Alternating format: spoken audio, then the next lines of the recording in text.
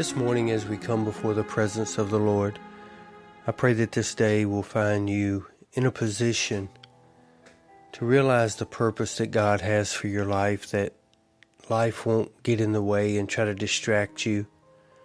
All the things that are out there beyond your front door, all the things that await you at your job or your work or your social gatherings or whatever you're involved in today. Those of you who are in the ministry, those tasks that you have before you today, don't ever lose sight of the fact that God has a specific purpose for this day. It may not be there tomorrow. It wasn't even available yesterday. But today there is a purpose for you.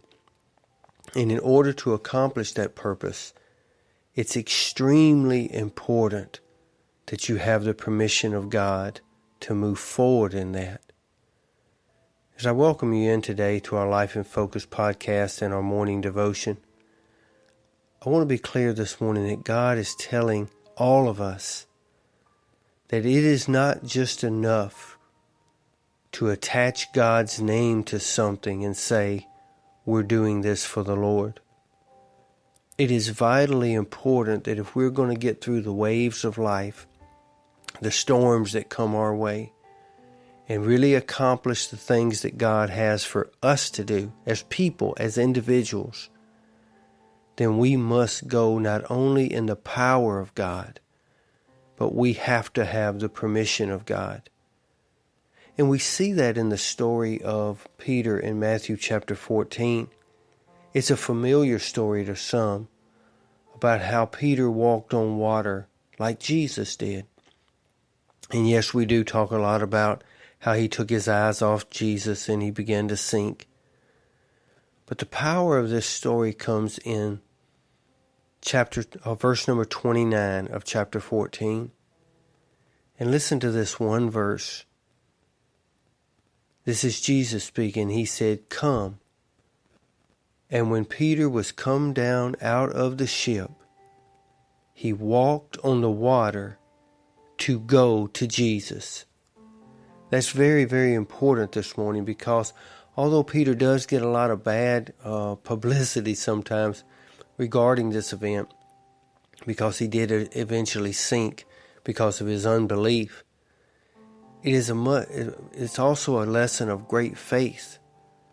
I want you to notice, first of all, that Peter did not get out of that boat and walk towards Jesus until Jesus gave him permission to do so.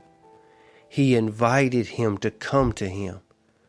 Now, this may seem like a small detail, but it is actually a very critical moment in this story, because only God knows how many people out there today are trying to do the impossible when God has not given you permission to do it.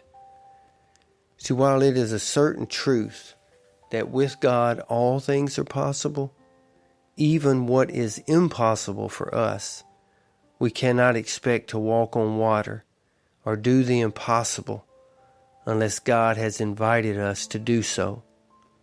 We can't expect to do the impossible unless the impossible is what God is calling us to do. And I know this to be true. There are so many times we try to do things, and then we try to justify through the Bible or through our conversations why we believe it's God's will for us to do it. See, doing something for the Lord doesn't always equal God's will for us to do it at that time. I also want you to notice that Peter is the only one that got out of the boat. No one else even dreamed they could walk on water. But Peter knew he could do it if Jesus gave him permission to do it. And perhaps this is another one of those critical lessons from Peter's walking on water experience that we see in Matthew. See, the reason he got out of the boat was a very specific one, and that was to go to Jesus. No less gold, no more, no greater, no less. See, if you seek to overcome insurmountable, impossible problems in your life out of any other motivation than drawing closer to Jesus, you're going to fail every time. But when Jesus gives you permission to draw near to Him, then don't let anything stop you. But if He has not given you permission to do it, don't let anything prompt you to do it. There may be many people in your ear today telling you you can do something, telling you that you can do things that on your own you know you can never do. If God is the one in your ear, if God is the one telling you, proceed, I will equip you, I will encourage you, I will give you everything you need to succeed, then you need to get going.